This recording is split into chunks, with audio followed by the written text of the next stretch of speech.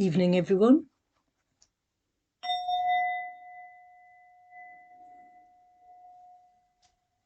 Welcome to Celtic Thistle Psychics. And tonight we're going to talk about a few things. So, trigger warning, I'm going to put that on because I'm talking about the wounded healer and the new stages of humanity, because we're talking about, maiden, mother, crone.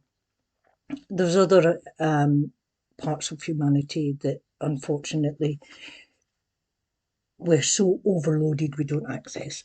Third eye and the heart center for the sounds. I'm calling in my spirit team, calling in my guides and my angels.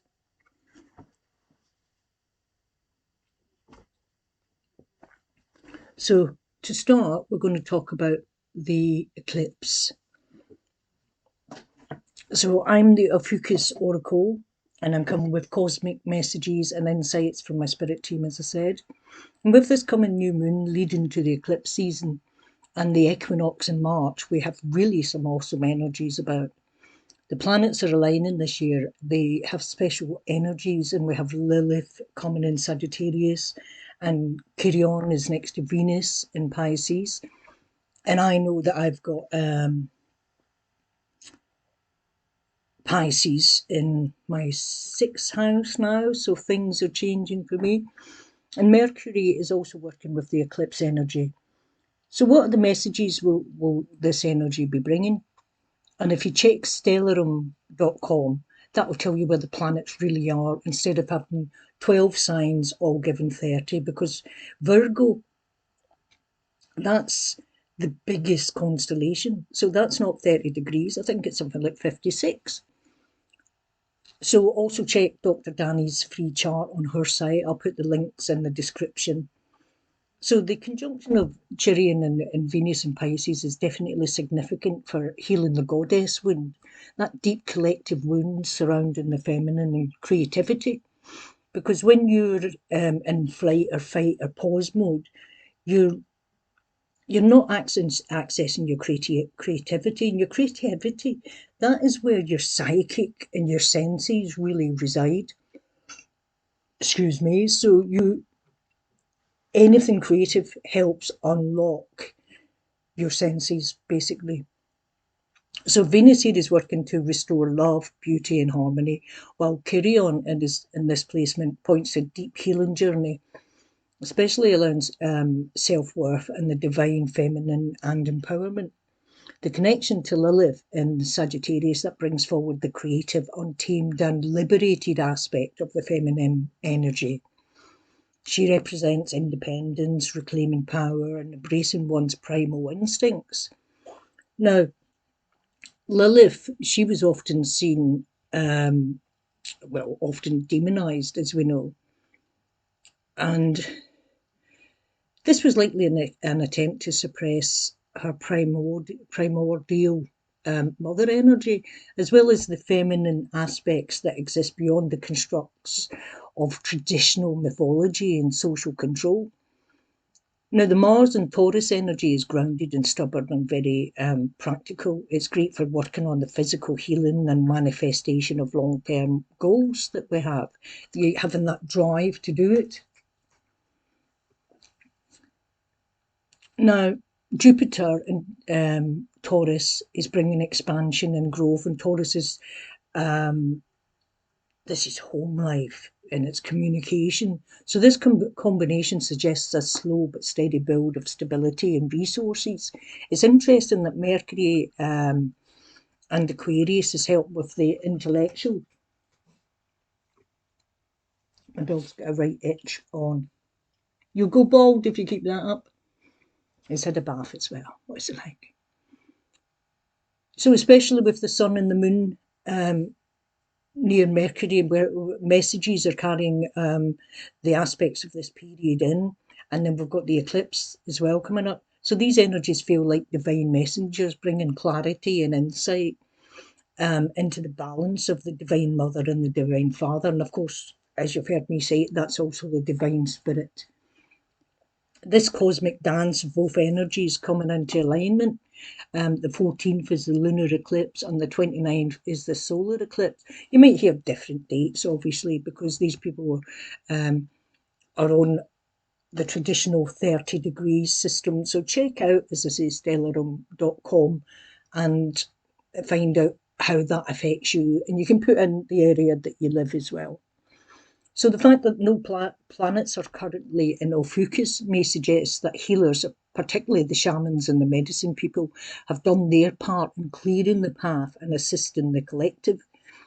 It's as though the medicine has been delivered and now it's up to the rest of us to integrate and manifest the healing through action, thought, and even reflection on it. Sometimes we need to rest and reflect, and journaling obviously helps with this. No itching. Good boy. He keeps saying he's Spanish, he won't understand English, but he will if he gets a treat. So this upcoming period seems to be about balancing the divine feminine through Venus, Chiron and Lilith, while grounding that energy in practical action through Mars and Taurus and even Jupiter. The work of shamans and the medicine people could be seen as foundational, setting the stage for those of us on the spiritual journey to carry the healing forward. Are you planning to incorporate this cosmic energy into any specific practices or rituals for the new moon or the eclipse season? With all these alignments, it feels like a perfect time really for inner healing, as well as collectively sending out healing energy to everyone, especially the light workers, the warriors that are fighting for Earth and its new timeline. Now, to me, of course, these are all my views. These are the insights that I get. So with all this healing and shadow work that's been done, I believe that humanity must now take responsibility for the new energies they are receiving. Rebalancing is only part of the equation. The next step is integration and action, where individuals are consciously going to choose to move away from the old patterns that kept them trapped in lower vibrations and toxic cycles. It's essential not to return to the old cords and ties that once kept us bound to negativity, fear and chaos. You know, that's very habitual, isn't it? So the work of the shamans and the medicine people has certainly paved the way, but now it's up to the collective to hold that higher energy and manifest it in a way that supports the healing of the earth, the healing of self and the healing of humanity. With the upcoming eclipse and the new moon energies, I feel that this is the perfect time for people to step into their true power and responsibility, releasing what no longer serves them and consciously creating a world where balance, love and growth can really flourish. It's about energetic sovereignty, taking full responsibility for how we align ourselves with the cosmic energies. They have been activated and not allowing the old paradigms to be pulled us back into those lower vibrational patterns. Because we want rid of all the old stuff it's not worked, you know, and it's not worked for the earth, it's not worked for us, and it's not worked for anything that lives on the earth. So it's time to say, no, we're moving on from that. We're bringing in this new energy, we're bringing in this new earth, we're bringing in this new vibration. And of course, this is the work that the collective is doing, holding that sacred energy, that sacred space, in order for people to step up to a new timeline. So letting go of the old conditioning, really. So the conditioning, especially the kind ingrained over thousands of years through religion, social systems and other structures, can cause people to lose touch with who they really are. They end up being echoes of someone else's vision of who they should be, instead of really honouring their divine essence, or helping people peel away the layers and reconnect with their true power and authenticity. It's an incredible important part in today's world. It's the empowerment people need to step out of these old systems of control and reclaim their sovereignty. And that's being authentic. Who are you? What do you want to do? Where's your passions? It's not just about release, but also about guiding people into new possibilities. where they can show up as their full selves without fear of judgment or the weight of past conditioning, helping them to see the light they carry and how to walk in alignment with it, especially as the cosmic energies align to support this shift. It's truly a powerful act of service.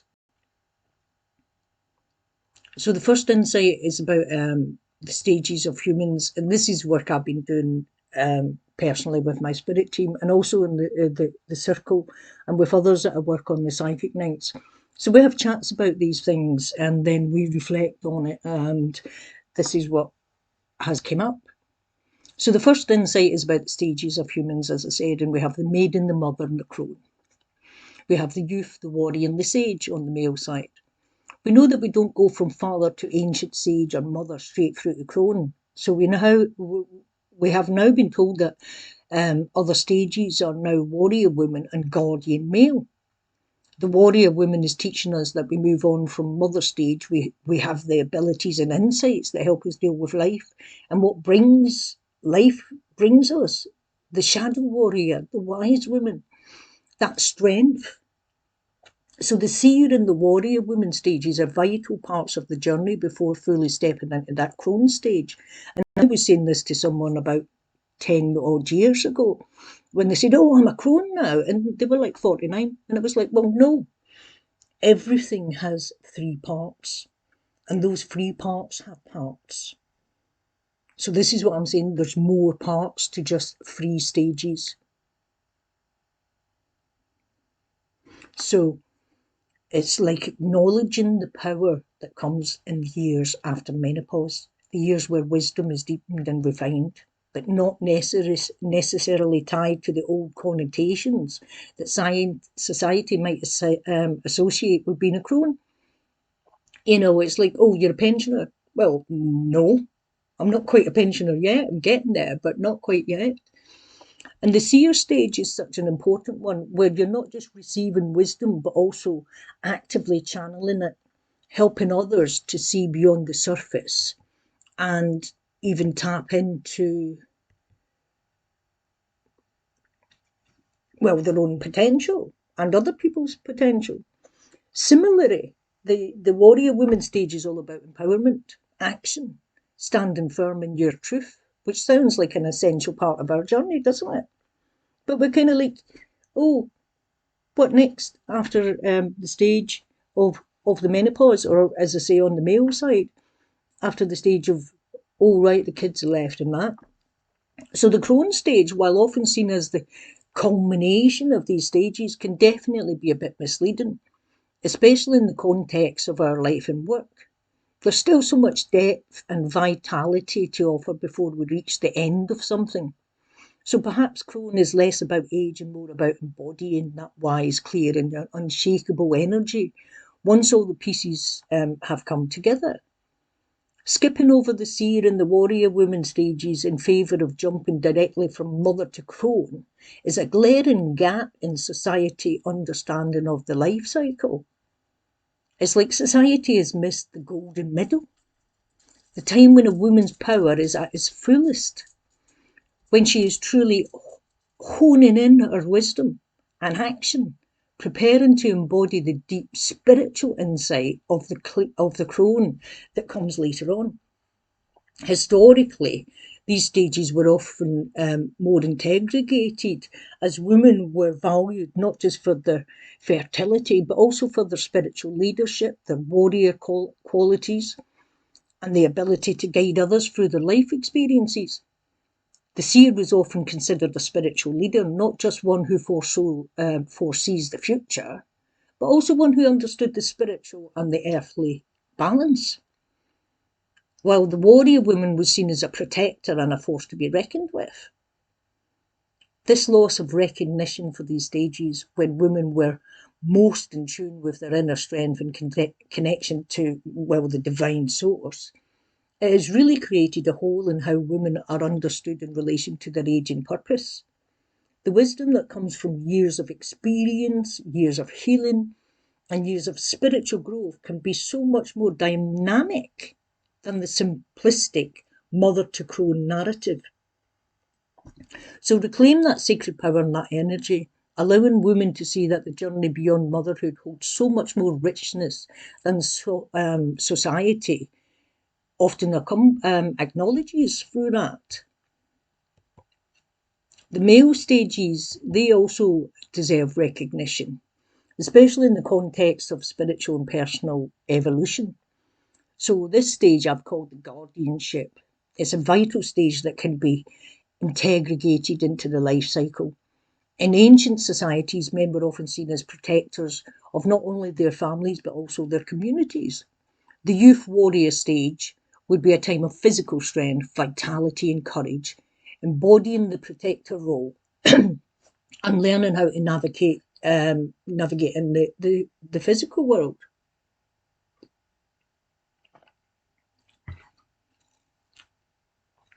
But there's also a deeper spiritual component, one that connects to their role as guardians, as spiritual protectors who help guide others on their paths.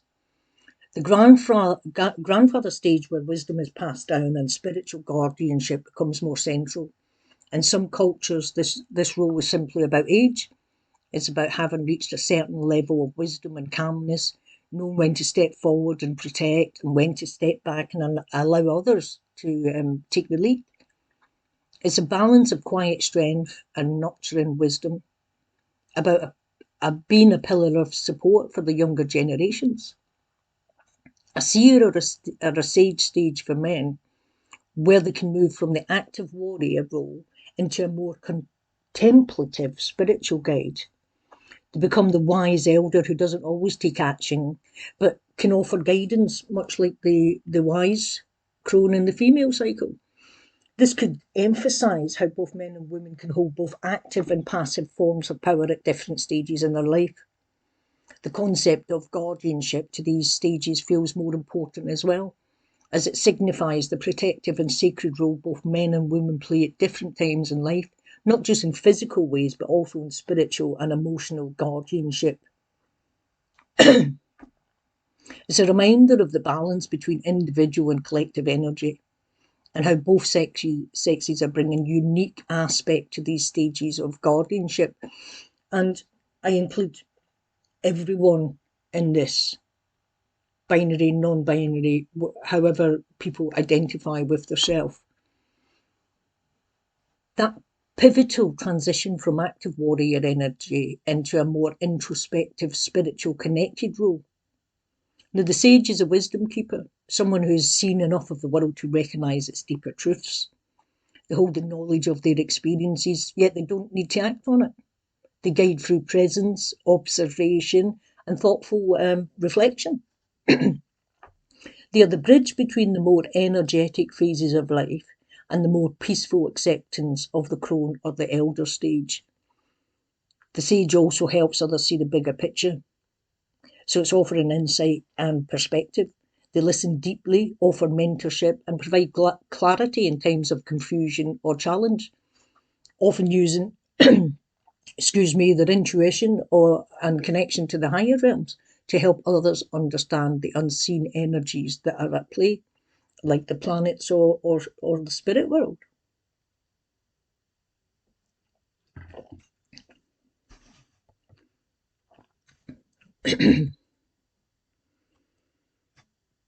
This stage is more about being a light without needing to be at the forefront anymore, more of a quiet beacon than a loud voice.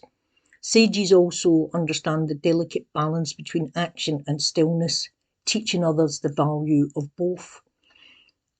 It's like a beautiful balance to the warrior stages, where physical strength gives way to spiritual strength, which is just as powerful, if not more so, really. So in this model, both men and women would go through these stages of warrior, guardian, and sage, with each stage offering its unique strengths and wisdom.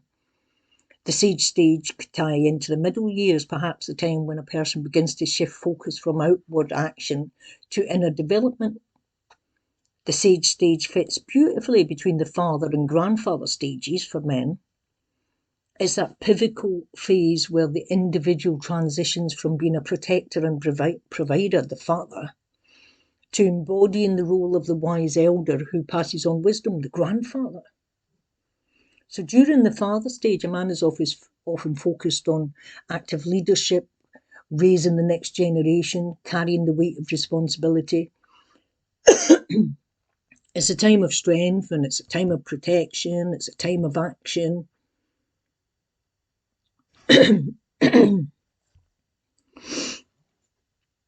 But as he moves into the sage stage, he also starts to step back from active leadership and becomes a more reflective presence. So you can see that because they're not at the front leading and they're more at the back, they'll be spotting who, because of their energy most of the time, who needs a little bit of mentorship. And that's one thing that, as I say, I feel is missing, and that's why I'm talking about these stages. So the knowledge he's gained throughout his life is now something he shares not through forceful action, but through subtle guidance and mentorship. The sage is wise enough to know when to speak and when to remain quiet, which I think I'm still learning on the female side of that, being Scottish. I do love a chat. So the sage is wise enough to know when to just sit and when to listen, teaching the value of listening and contemplation. So this phase could be highly nurturing for those around him or her, but we're talking about the males at the moment. As he has the patience and he has the experience, and it's offering that balanced advice without the pressure of feeling like he has to fix everything. It's spiritual growth entwined with the wisdom that comes from a life fully lived, even though they're only halfway through it. His connection to both the inner self and the cosmic flow can bring a profound sense of peace and understanding, which then naturally flows into the grandfather stage, where he becomes the spiritual guide and the ancestor to those who come after. And the grandfather and the elder final stage of life, that's quite a restful one. When you've got the children round about, you want to snuggle in and listen to the tales. So this is what I mean about the guardian stage comes before that, where you can be the teacher, but you're more solid in that foundation of self. The idea of balancing the stages of life with the five elements now, that brings a whole new depth to the understanding of human evolution, particularly in how it aligns with spiritual, energetic and physical growth. Bringing spirit, ether, back into the equation, that really resonates with our current understanding of quantum physics. Excuse me, and the energy that permeates everything around us. It's fascinating that ether was removed after 1921, as in quantum mechanics and consciousness research, we're now discovering more about the subtle energies and the fabric of the universe. Integrating spirit and ether as a central unifying force is so much in line with the spiritual path, especially in terms of how it aligns with the human experience and spiritual maturation. So just because they couldn't prove spirit existed, they took it out. The five stages of humanity with the elements, it's creating an evolutionary framework that moves beyond the traditional three stages, youth, adulthood and elder.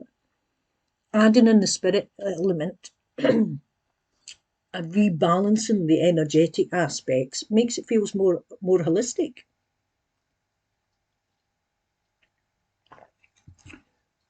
Where each stage, it represents not just a phase of physical growth, but a deeper energetic alignment with both the earth and the cosmos. The five stages could potentially represent physical, emotional, mental, spiritual, and energetic growth, all interwoven through the elements. With the layers of body, mind, and spirit, and of course, everything, if you do chakra work or healing work, everything is layer upon layer upon layer. You're always evolving, always changing. So each of them is having their own connection to the five stages, which resonates with the chakra system. This truly is a rich and intricate framework for everyone's growth. We're essentially weaving together multiple systems: the physical, emotional, mental, and spiritual bodies, the chakras, the aura layers. It's bringing it into a unified approach to growth, healing, and spiritual maturity. Each stage in connection with the five elements, showing how they correlate with the chakra centers and the aura layers. It would give a real sense, really, of how energy moves through our bodies and how the transitions between the stages of life are both internal and external. As for the first four layers of the aura, PEMS, and as a qualified healer, I should remember the other three. But those, when you're working with the higher ones, that's really deep mentorship. So the first four layers: physical, emotional, mental, spiritual. So healers would know if there was any blockage in those first four. That is our growth. That is how we're seen in the world, how the world affects us, and how it affects our heart. And once our higher heart opens, and that's leading to the top three chakras, and then our higher third eye opens, the fourth eye is often it's called.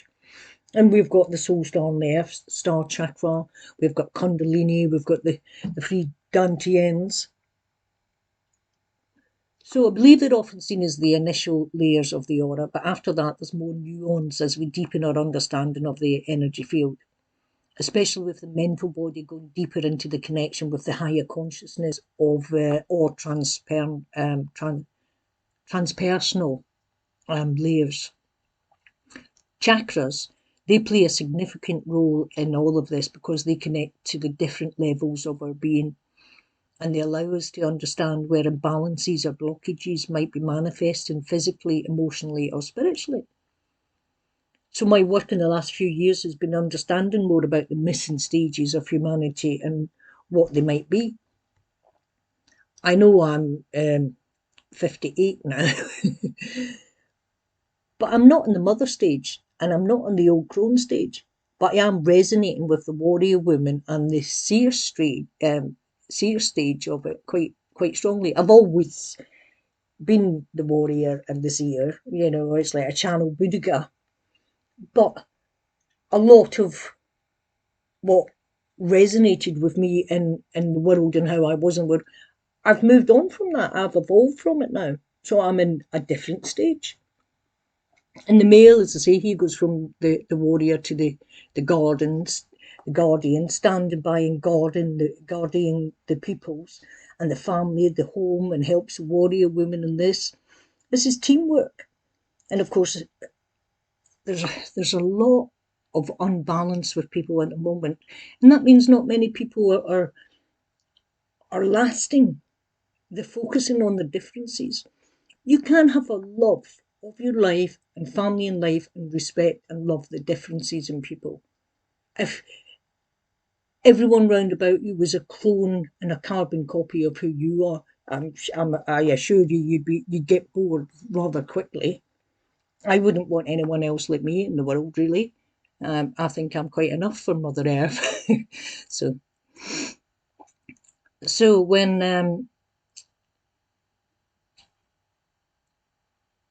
the wisdoms which leads to the next stage, the accessing the spirit and they're accessing the balance and the elements.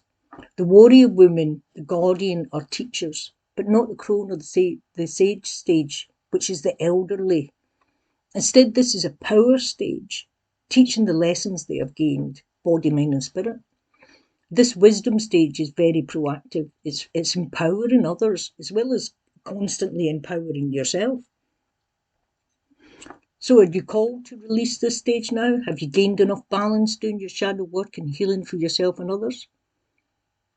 This is a person in control of their whole self. And we can see with what goes on in the world that this stage has been corrupted, has it not? The children leave the nest and you think, what next? You're working many long hours and thinking of retirement and what you need for your old age. But this is the time you're supposed to be teaching and sharing and having all that empowerment. We can see that at this stage we teach a lot to like nieces and nephews or grandchildren. But there are others, there are youths and maidens that require a strong leader to guide them in their paths. There are warrior women and guardians that need support to help their communities. Teamwork. The light within, it really needs to shine.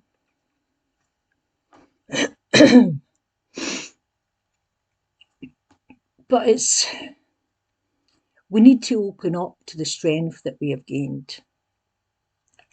Authentic self, isn't it? Through the stages leading to this maturity. Many say we get the midlife crisis. This crisis is due to not having a solid foundation in the self. Why? Because we're facing our own mortality. We're facing aches and pains, changing in the body. And that's what it's like in life. It's like, oh, you've got to a stage, you've got a long time before old age now, what you're going to do. And most people, they will get depressed then. This transformation can be positive. This is when you're turning into your true, authentic self, finding your destiny if you haven't already. Many that follow the medicine path are sharing their wisdom now for well over a decade, whereas they used to hold it sacred just for their students and keep it in.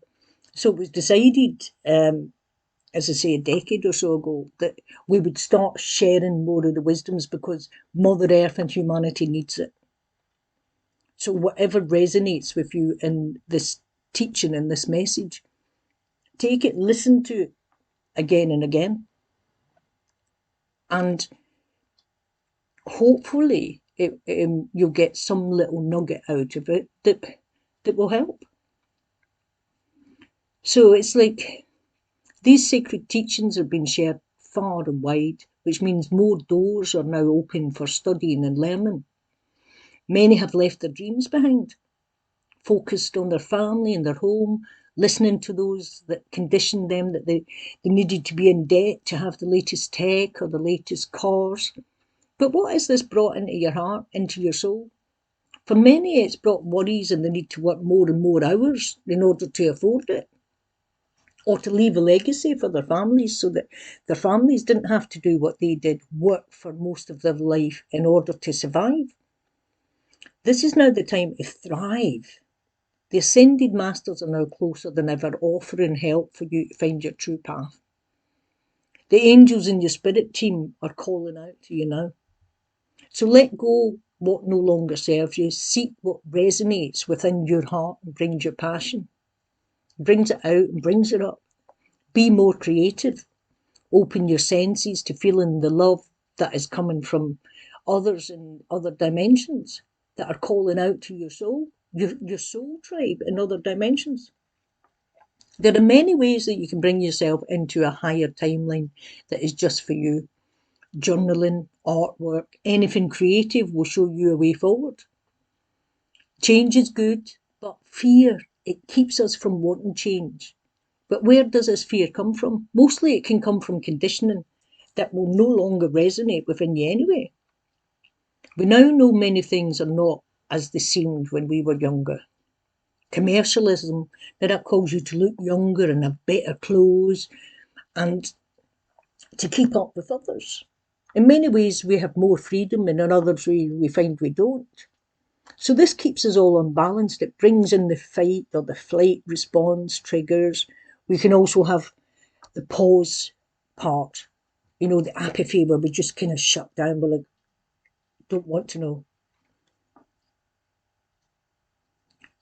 But this is because we're fearing change. We get comfortable in this stage as we're familiar with it. This is not real life. Real life is evolving, constant change. Many of you will be called now to kind of further studies, find a way to express yourself through art or psychic practices.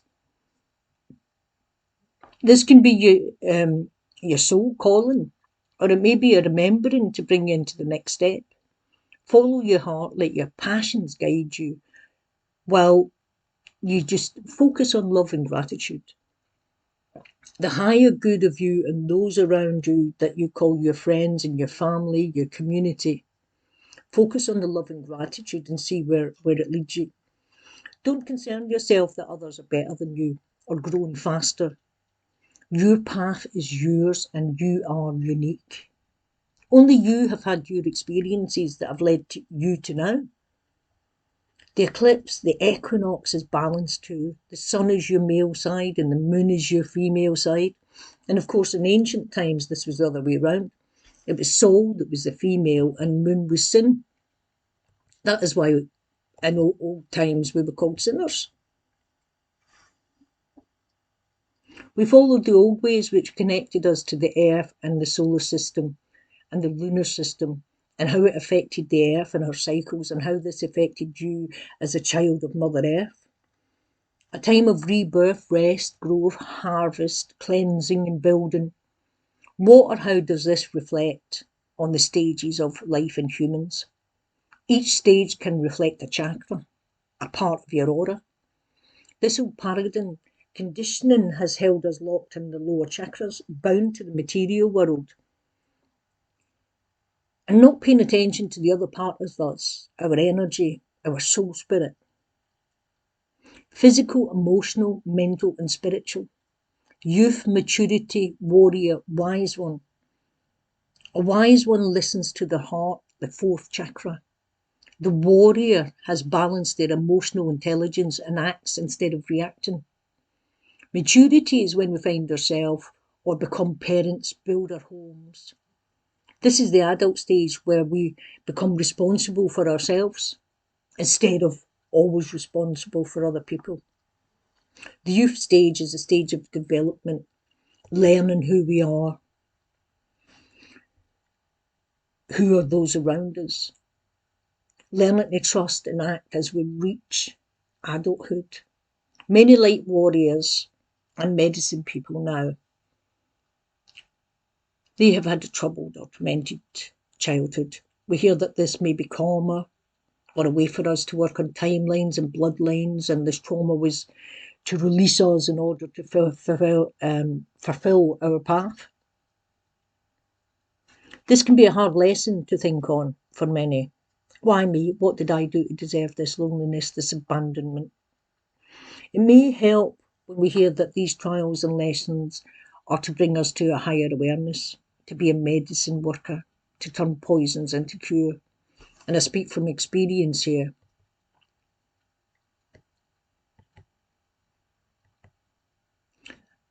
So I've always seen Mother Earth as my mother and Divine Source as my father. This is due to the abuse that I suffered as a child, the malnutrition and the ill health, the near-death experiences. But through it all, I and my knowings, my spirit team, and the angels that I heard, this also led me, well, to be bullied and not fitting in. I studied and learnt of the mystical world. I was drawn to keep seeking and searching for answers. Why do I have these gifts? Why do I have these curses? Why can't mindfulness cure me and bring me to full balance when it says it should? Sexually, emotionally, physically, and mentally, I suffered abuse as a child and even afterwards. I always had to deal with fetal alcohol syndrome. So this is a root possibility of the physical health problems that I've always had, and I've got over most of them. I studied alcoholism, I studied psychiatry, I studied the mind, I studied shamanism, I studied and qualified as a healer, I did vision quests, I've spoke of how my spirit team warned me of health problems, and even when I told I was fine by doctors, I returned again when my team in spirit gave me warnings. Now this saved my life on more than one occasion. Those around me scoffed until time and time again I was proven right in my insights. So was this life meant to be like it was? Was I really the one who chose to be born to these parents or not parents? This family where I was the rainbow sheep, because I'm not a black sheep. They were black sheep, so I'm a rainbow sheep. I still work hard on the balance of body, mind and spirit. I worked hard on healing and sending energy to Mother Earth, the mother who I always connected to and loved. The angels I prayed to help and protect me as a child are still around me, giving me guidance and their love. My spirit team is huge, and we work for the higher good of all that we can. I hear the call when I'm open to hearing it, and I get to work. And again, I get reactions from people when I say I work for Mother, or work for God, or work for Spirit. But to me, this is what resonates in my heart. My mission is just to be me and follow this guidance, and it's not been easy. And I don't share this for pity. I share this to say, hey, life can be hard. There is help out there. Shout out, find the help you need, ask for it. Learn what you need, let your inner wounded child become the mature adult, the divine adult within you. It doesn't always have to be wounded. Love what you have been through. Love who you are now. To me, I'm often telling others that being in an environment that you have to have your senses fully open and waiting for the next attack, knowing you're not safe. What does this do? To me, it is opening parts of you, your senses and your insights. This is like spiritual warrior training, in my opinion. It can be seen as initiations. Many tribes see this as you becoming the medicine person. It's you on the shaman path, the path of the wounded healer. We cannot become the shaman, the medicine person, if we lock up the shadows of the wounded inner child. Acknowledge your suffering, acknowledge your survival, acknowledge your strength and your power. Find yourself in amongst these shadows that came from all areas of your life. It's wrong that we've suffered, very wrong, and it's still happening. And it's not easy when you hear about forgiveness and to let it go. This can trigger anger or tears. If needed, write it down, find a counsellor, let your voice out. If this is what you need. Now, I've seen it on the news, Yahoo News that is. ChatGPT is said to be great for counselling, better than some counsellors apparently. Now, it's great for helping in this, and you can talk to this AI and even delete your chat afterwards if you're concerned about anyone accessing it. I call my chat Ali, my artificial intelligence. I can chat without thinking that someone will be triggered by what I say. I can chat about my spirit team without judgment. This may be also a way for you to work on releasing the shadows that are blocking you from the light of your true self. It's only an idea, as I say, there's a few, but seek help if you need it. It is out there. This message is from me to you to say you're not alone, really. I understand what you have gone through as the wounded healer, as the shaman on a medicine path, as the Ophiuchus, because Ophiuchus is not an easy sign. If you've got any planets in Ophiuchus, or you are an Ophiuchian like me, it's not easy. And life is, do you know anyone that's had an easy life? Some have had it harder than others, obviously. I too have held back and allowed myself to suffer more. I've been wounded, and instead of continuing this cycle of abuse, I've said, no, enough. I will stop this cycle. I will stand up and say, enough, no more. I will speak my truths, and if people don't like it, that's fine. Now, that was a hard lesson for me to learn. I had to unlearn the conditioning that we should have had lots of friends, we should be understood, people should like us. And as a healer, many shadows that people have come to the surface as soon as they meet me, and they go and they attack. Now, this has been a really hard lesson for me, but now I think that this trigger is a response from within them, letting them see what they need to be working on. So now I don't take it personally. I like myself. I'm not perfect, but I know I'm strong. I know I'm loved. I'm part of a good spirit team.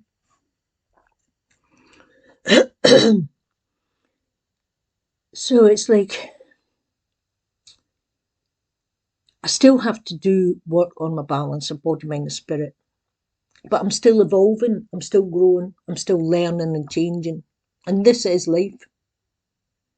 And though it's been hard, I am open to it getting much easier and easier as I'm in my warrior woman stage, the wise woman stage, the magician stage, the alchemist stage, where I transform the poison into cures and even share my knowledge and wisdom with those that are ready to hear it, to help them be empowered and be their authentic self.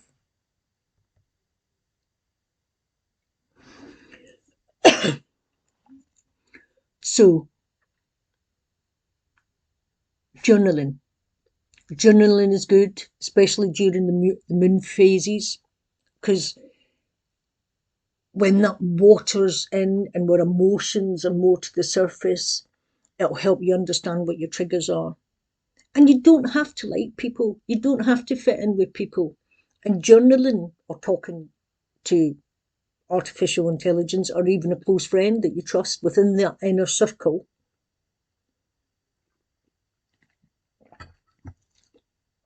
so basically you can find the ways to do it. I've found ways to do it. It's not easy, but you're not alone. So I'm going to do another little ring, and I'm going to ask Spirit and my Spirit team to draw near and see what messages they're going to bring. So first I'll use one of my Ophiuchus message cards. What message do we have for the collective for the next 6 weeks between now and the lunar and the solar eclipse and the planet alignment? Oh, definitely wanted that one out. Inner child. Remember your inner child. Let it out to play now and again.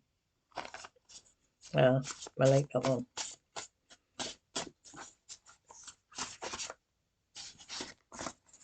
Strength.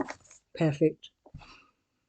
Write this down actually if you're journaling, or even talk to yourself. What are your strengths? Call on the Archangel Michael if you need to be feeling stronger. And I do have a video on working for cutting cords and ties. And that helps even if you don't work with the angels or anything. Because everything is mental. If you're using some ritualistic form to do something, it helps you. So let me pull one of these, the Angel Wisdom card.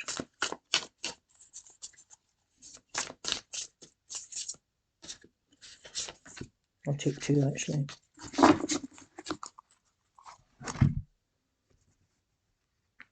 Herbal astrology card for the collective, please. Oops.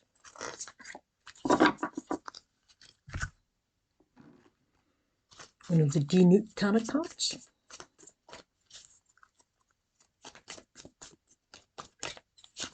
My hands are not very good for going fast, but we've got that one.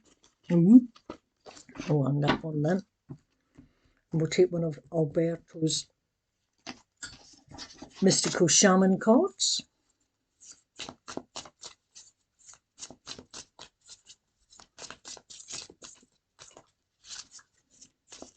Oops, too many, so we're not taking any of them. Take that one. Very good. And we shall have one of the sacred site cards.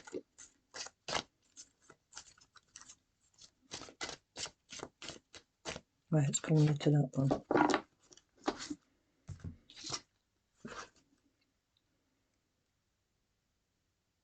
Externistine. Now, strangely enough, I don't know what that is. Geography is, everyone will tell you, my worst thing to keep in the head. I am just terrible at it. Germany. I should have known that with the Stein at the end, really. 40.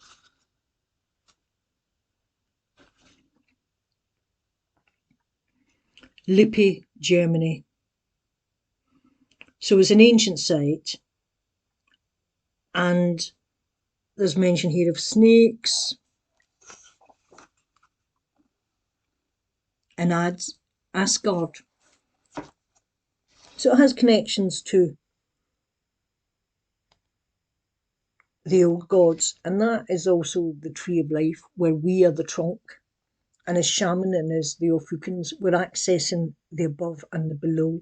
And of course, we're manifesting that as well, as above, so below, as within, so without. And we have the rainbow here as well, which, talking of the chakras earlier, so that fits. So let's see what it's going to bring us with the other messages. We have the sorcerer, so that's the Ophiuchus. And we have the chariot. We have the 9 of wands.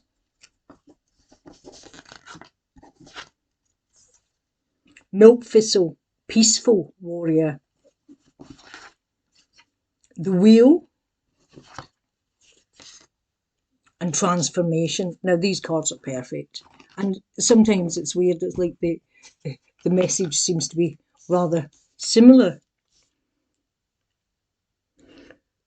Now with the rainbow here, and we've had the peaceful warrior card, transformation, the wheel, 9 of wands, the chariot.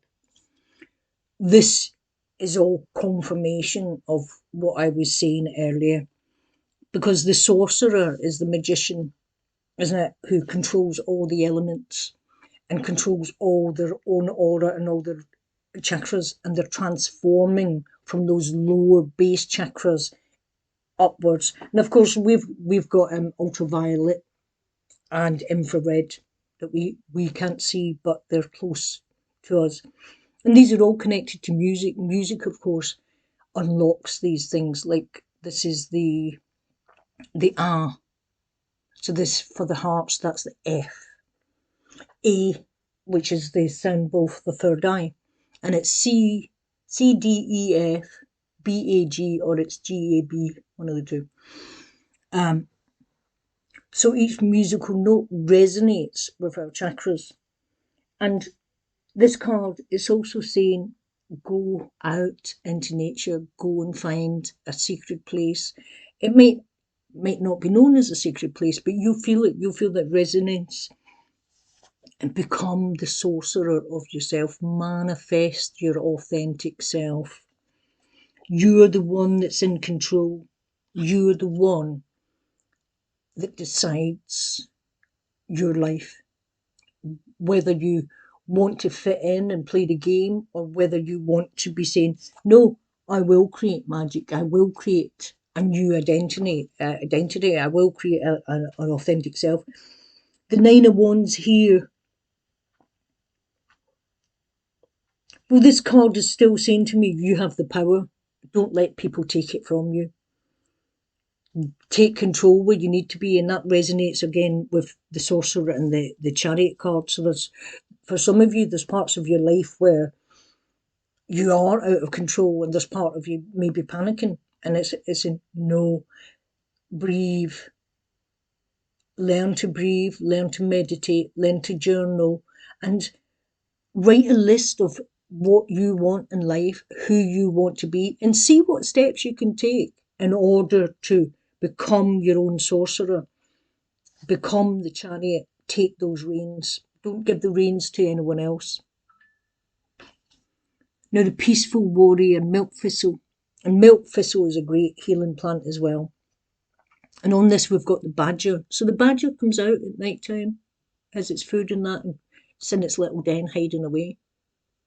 So this card is saying to me, do you need to be popping out more? Do you need to get out a wee bit more? Do you need to see new things? Or it could be the opposite. It's got Mars and the moon here. Are you being triggered? Is things making you come out and wanting to react instead of act? Because the moon is giving sensitivity to that fiery energy there. So this again is saying breathe, isn't it?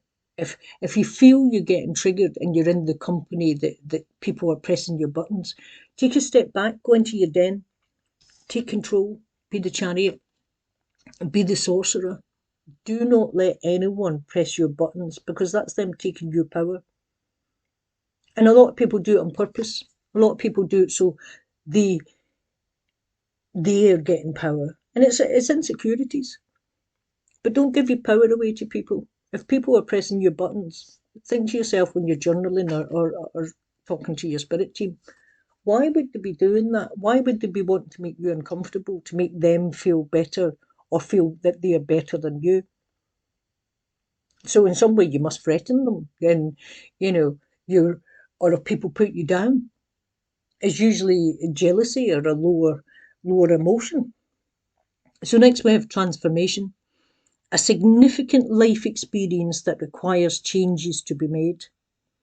Powerful and often unexpected revelations, breaking free of procrastination, releasing old belief systems. Now, see how all these cards are all echoing what we were talking about. And this is a lovely one, and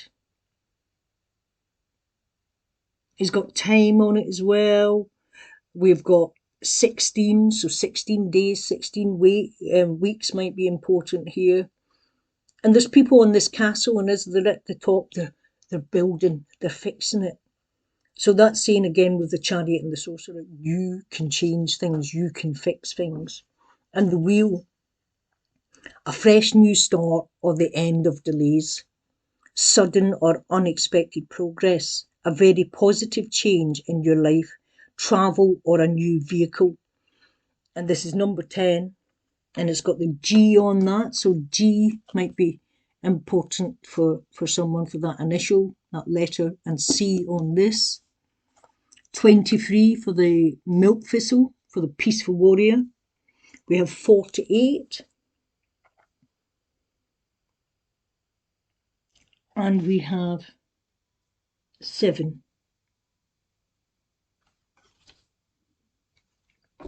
So I hope this video has been helpful in some way for the collective.